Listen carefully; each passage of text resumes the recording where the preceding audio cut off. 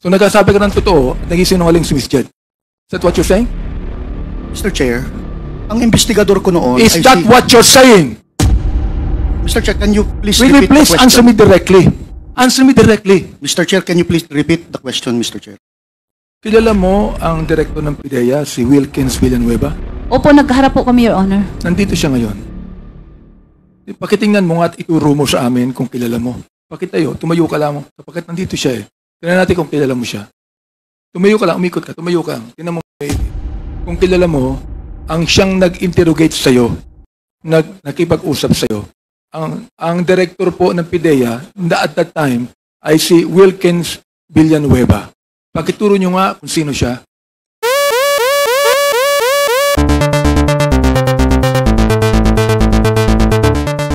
Kilala na po siya?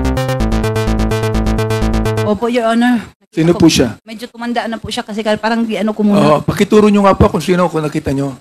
Medyo tumanda na nga siguro dahil Kasi pa 20 years na yun eh. Opo, kasi parang medyo naalangan niya kung siya nga ba talaga. Director Wilkins, pwede po bang tumayo kayo sandali? Pakitayo nga, Miss, ayan. Yan si Wilkins Villanueva. Siya ba ang nag-interrogate sa'yo? Siya ba, hindi pa kita pinapaupo, siya ba ang nag-fabricate ng mga salita mo? Hindi po, si Sino? Monte de Ramos po. Monte de Ramos. Opo. Pero yung Monte de Ramos, kasama ni Wilkins at that time.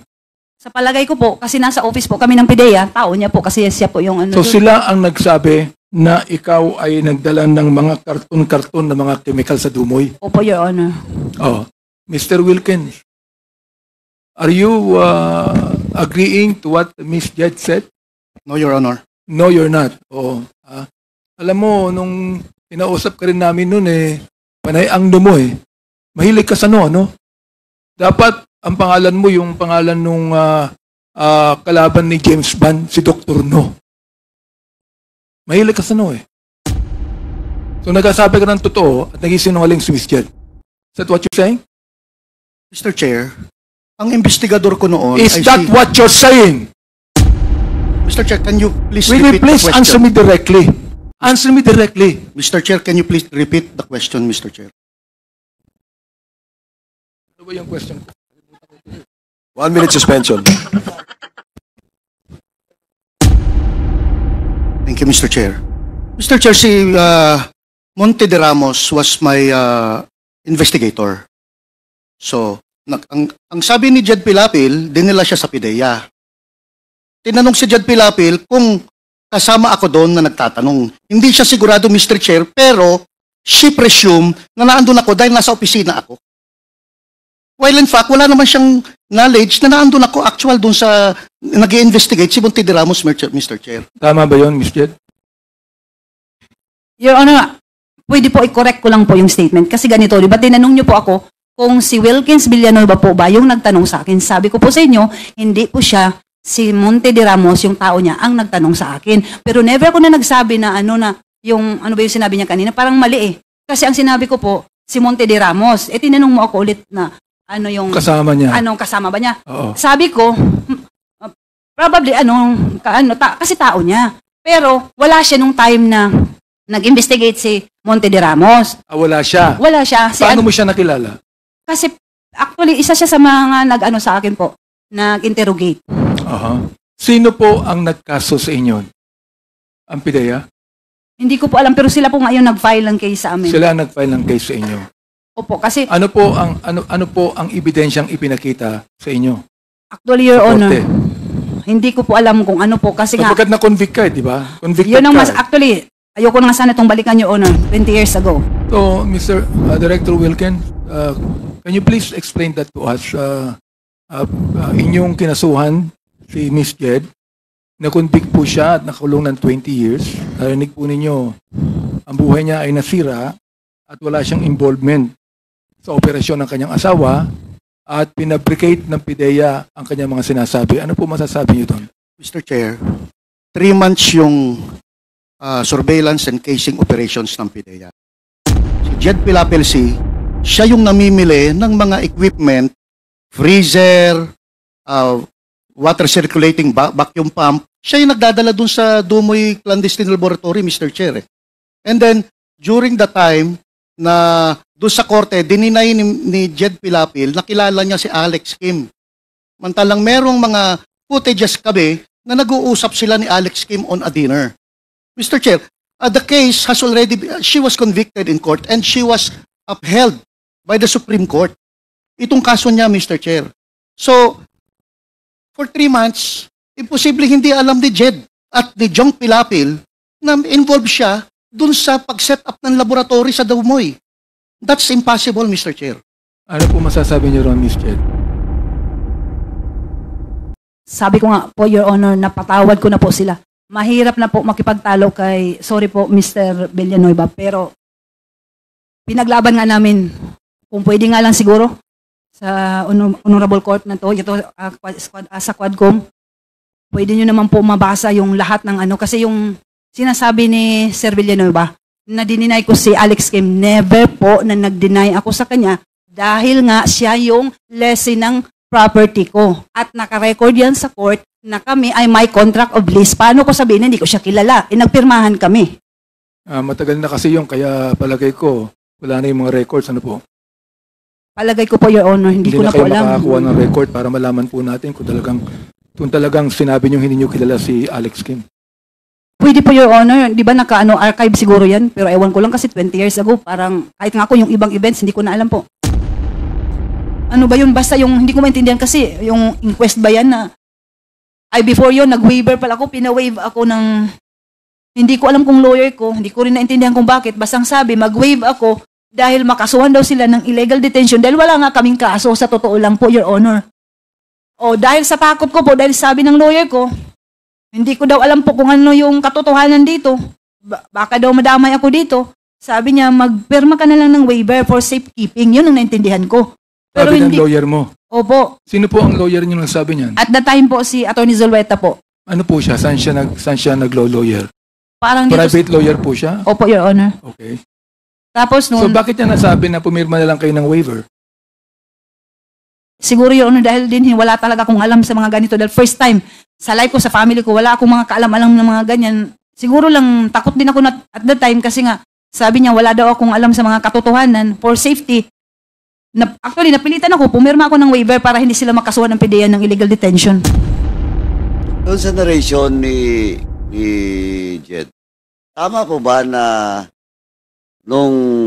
of course, again, you will not remember the exact date, but dito, tandaan ni Jane, noong January 4, 2005, inimbitahan niyo daw si Jane, si Jed, at saka sa opisina niyo. Hindi ko ma-remember yung Oh, date. yung date. Pero, Basta but you confirm. siya. But you confirm. Na ininbitahan siya sa Oh, yeah. office. I don't know the date, Mr. Chair. Okay. Now, second, is it correct na nag-sign siya ng waiver? I don't know, Mr. Chair. Why? Hindi para sa akin yung Mr. Chair. I have my investigator. No, but you're the head. Hindi na usually, Ay, Sir Wilkins. Maglulukuhan ba tayo dito? no, Mr. Chair. Kasi sa akin, Mr. Chair. Project mo yun. Yes, Mr. Oh, Chair. ngayon, kinuha niyo yung subject, yung supposedly suspect, without a warrant. Di ba tama? Without a warrant? Their invitation? Yes, Mr. Chair. O now, para hindi kayo makasuhan, nag-waive siya. Pumirma ng waiver, tama? Hindi ko alam, Mr. Chair, kung nag-waiver siya because my investigator, sila yun, Mr. Chair eh. Usually, Mr. Chair, pag head Mr. ka ng office, Mr. Wilkins, ikaw yung head of office, napakalaking project, tapos hindi mo alam, tapos hinayaan mo yung mga tao mo na papirmahin yung subject or yung suspect for a waiver? Mr. Chair, as head of office, ang in-charge dyan is investigator. I delegate the job sa investigator. Anyway, Mr. Chair, may lawyer sila, Mr. Chair eh. But in that case, Mr. Wilkins, are you not liable if ever there will be a violation of the rights of because you're just the head and there is an investigator? Ito, theoretical lang. Mr. Are Chair, you not liable? Theoretical hindi ko sinasabi na He has all the basis of his overclaim. Usually, Mr. Chair, sa... Hindi nga. At tinatanong ko, theoretical, hypothetical, theoretical. Are you liable or not? No, Mr. Chair. Why? Dahil hindi naman... But you are the head of Yes, Mr. the office. Yes, If- Mr. Chair. If illegal activity or whatever violation of law under your office, as the head of office, you are liable, especially in this case. Especially in this case, this is a very big project of your office. JC, this is the subject. Are you a lawyer, sir?